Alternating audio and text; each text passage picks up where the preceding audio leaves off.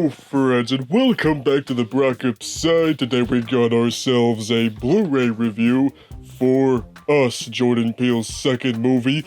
And as you can see here, I got the really cool Best Buy exclusive 4K Steelbook. And this is a beautiful looking Steelbook. It's very simple, it's got a nice matte black design with a pair of the gold stabbing scissors from the movie with the logo. Very, very nice. And the scissors are also embossed inside it as well. That is really, really nice. Just really makes the steelbook catch the light. So yeah, it's pretty cool. If you turn it around, you got a piece of art that symbolizes the normal person and their shadow person. You know, it's kind of what the whole movie was about. So now if we just open it up, see, take that out because we're not there yet.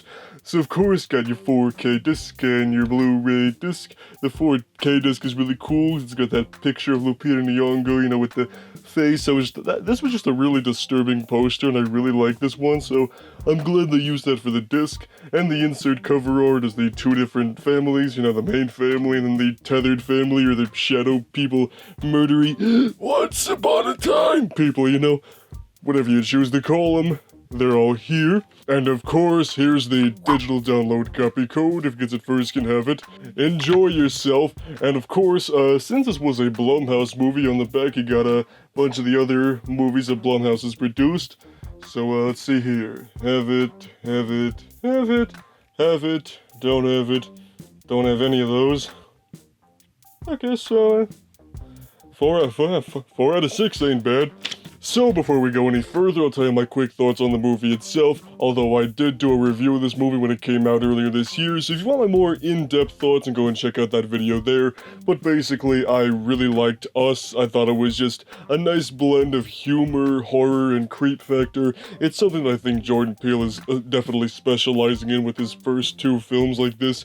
And you know, this movie did have some mixed reactions to it, and I actually got into a few different discussions with people about this movie specifically that, you know, didn't necessarily like it, but, you know, we still had a very nice, simple, formal, mature discussion about it.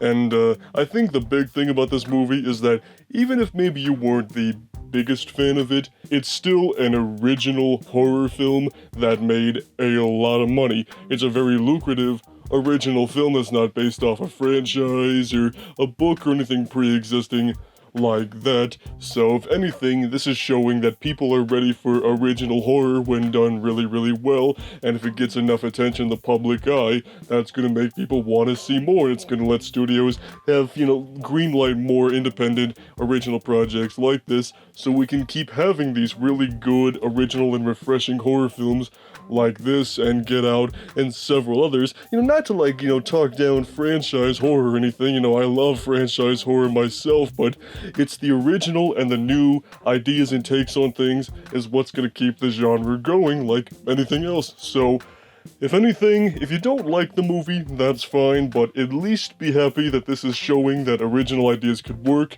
and they can make a lot of money too.